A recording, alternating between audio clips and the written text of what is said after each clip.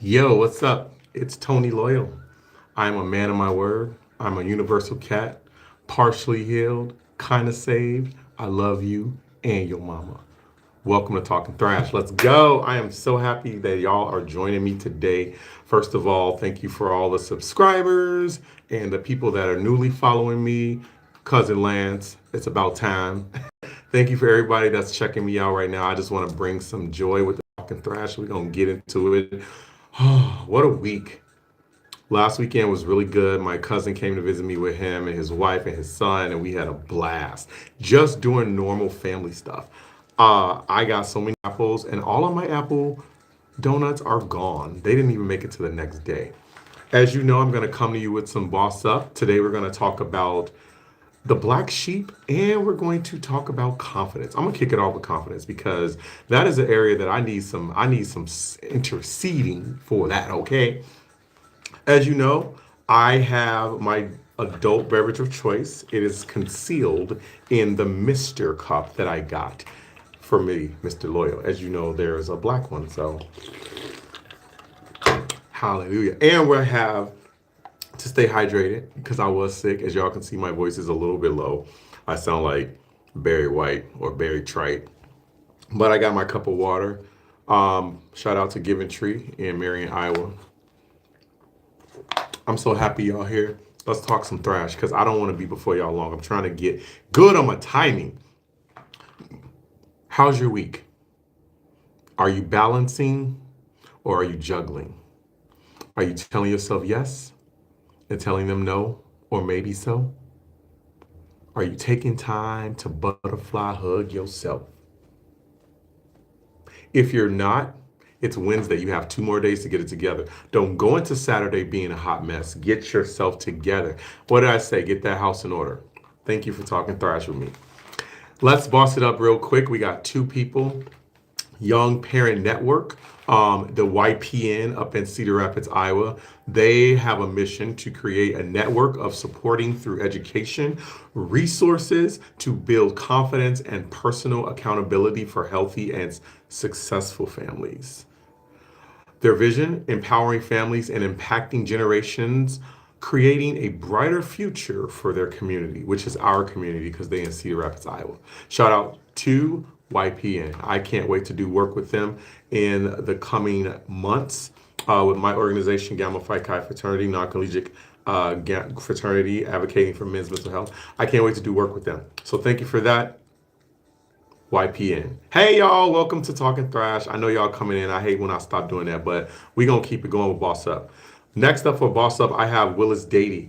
Willis Dady, their mission was founded in 1987. The Willis Dady Homeless Services empowers all who are experiencing homelessness to build futures of self-sufficiency through advocacy, housing, and employment. So not only do they help you find housing, they also help you find employment. And just a little bit of that, they also help you become a better person overall. Hence the word confidence today. Thank you for that, Willis Dady. That's all I got, y'all. We're going to get right into it because I got turkey burgers to make and I got some shrimp thrown out. So thank you for joining me.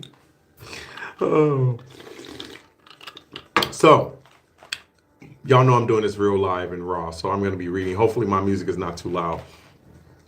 We want to talk about confidence real quick. I struggle with confidence so much.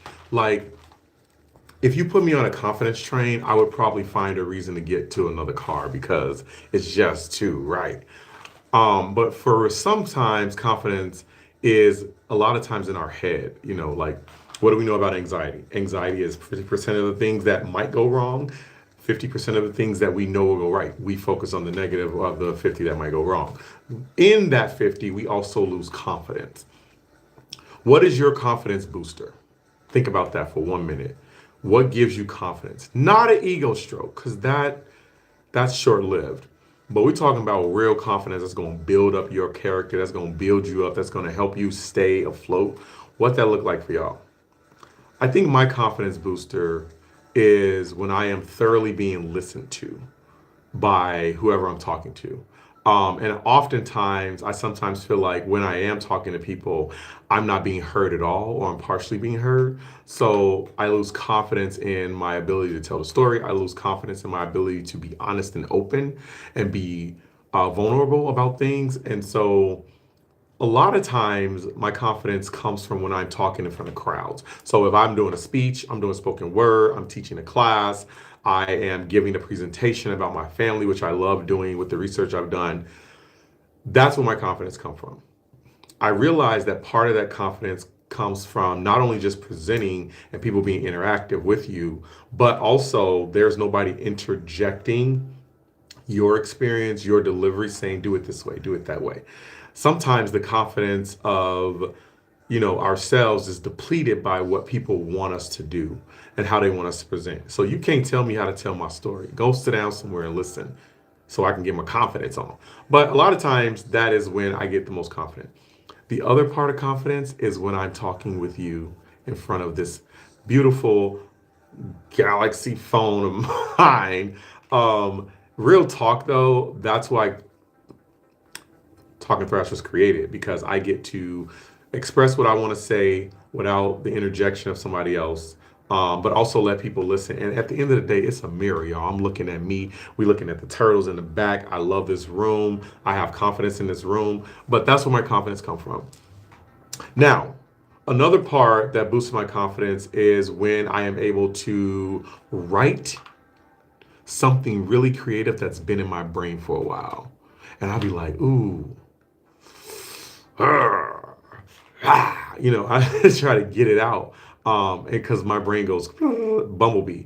But when I'm able to get something out and write it and be like, yeah, this is exactly when you can be the director of that pen and paper, yo, and nobody's saying like, write it this way, which is why you don't always share your stuff. I get it. Confidence comes from being alone and being able to create on your own terms.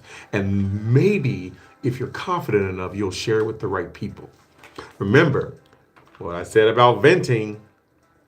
Know your audience, boo.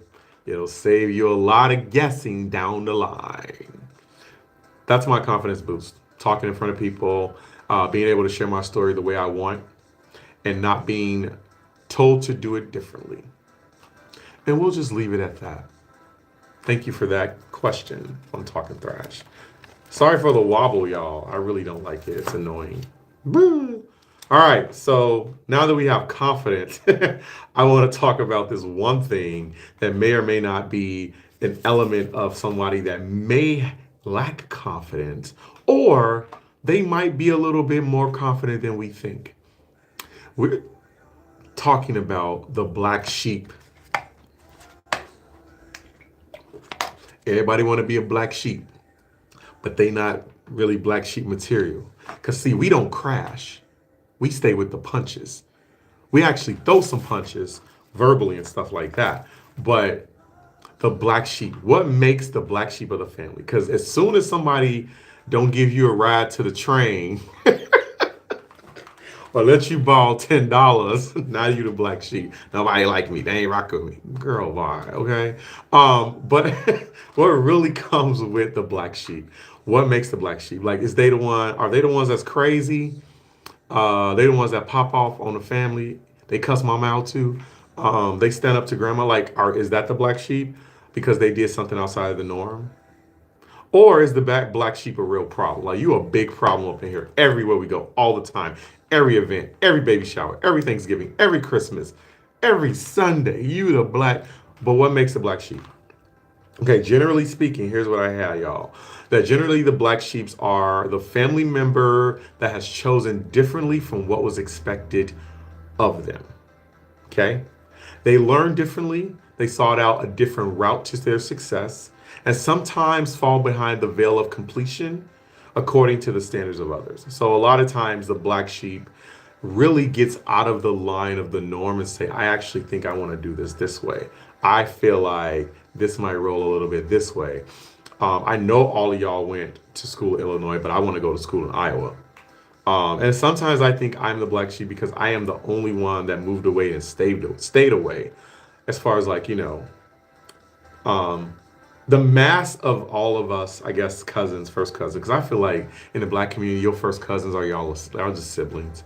But the mass of us, maybe about three of us have moved away and stayed away, and made lives for ourselves. And everybody makes the lives for themselves where they are, but uh, that's not always. I mean, the black sheep could be that person that's like, I'm going away and I just want to be my own person. But they find a way to do it their way. They get it done when they get it done. They probably take a little longer. Maybe they don't want you in the interference of all of that. Maybe they want to just complete it without the norm that they've been brought up with. And I keep saying that word norm because when they don't do the norm, we look at them as abnormal, which makes us look at them more as the black sheep. Why it's got to be black though? And nobody come for the white sheep. Ugh. No. The black sheep moves differently. You know, they're the most unique person. They're the creative one. Oftentimes, they're the ones that go and explore.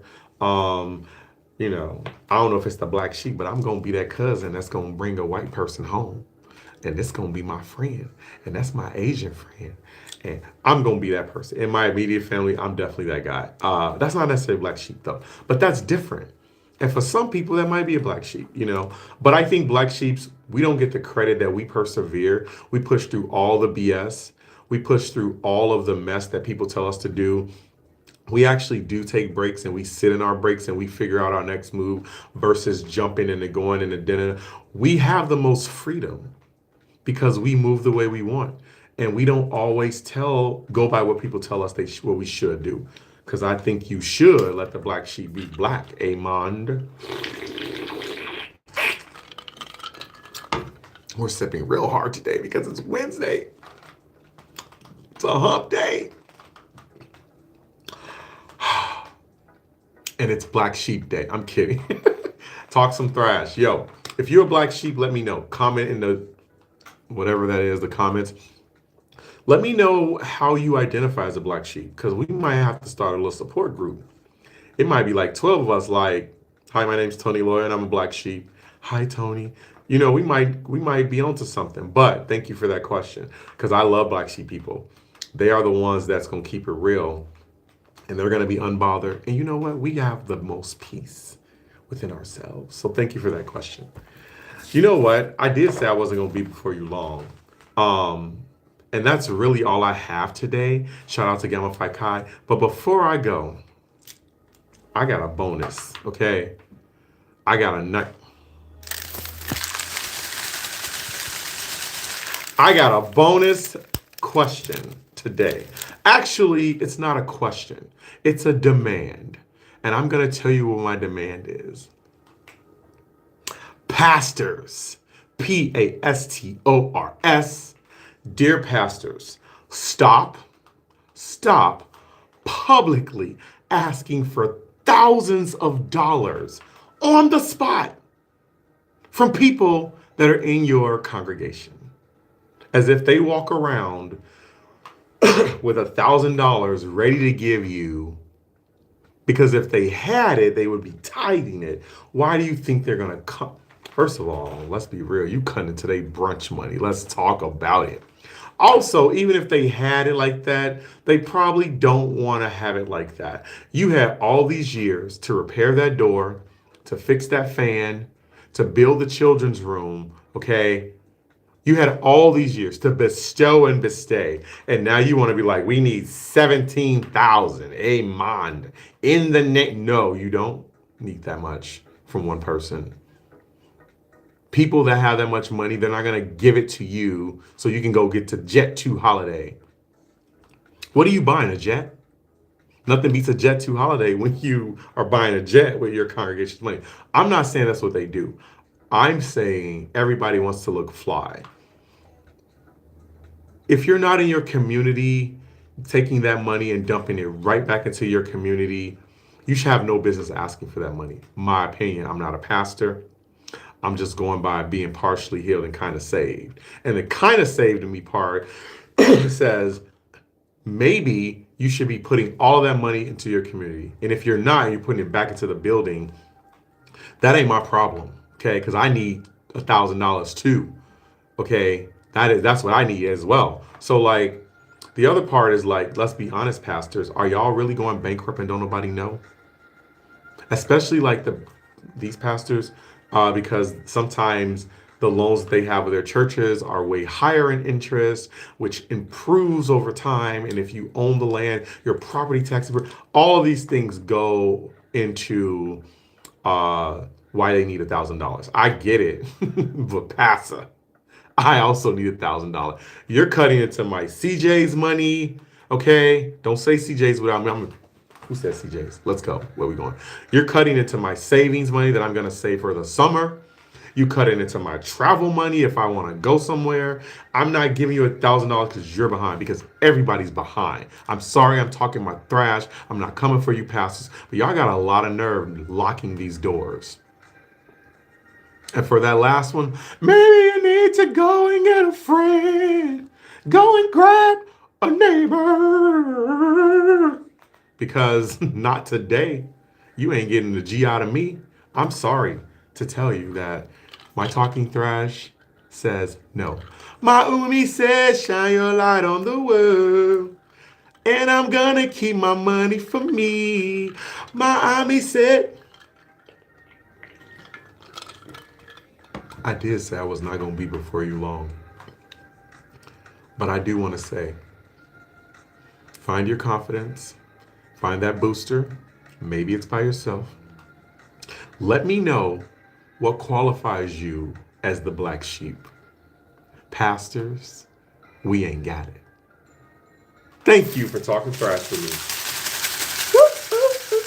I'm going to cook this turkey, ground turkey, and the shrimp, and give Babs some more medicine. It's feeling real Baptist that I done talked my thrash and I ain't cussed nobody. Woo! For real though. Thank you guys for talking thrash with me. Make sure you follow me on Loyal16Tony, LOYAL 16 Tony on Instagram, TONILATT, Tony Latte on Facebook. Also, I forgot to tell y'all for Willis Dady, if you want to donate to them, it's www.willisdady.org/donate. I'm not asking for money. I'm just asking y'all to watch and subscribe and like. Bastards. All right. Thank you for talking thrash from with me. Listen, I'm a universal cat. I'm partially healed. I'm kind of saved. I'm a man of my word. I'm talking thrash. I love you and your mama. And I do not have $1,000 to give to a pastor. Hallelujah. All right. I'm going to get off here before y'all report me for being messy. Talk your thrash. Have a good night.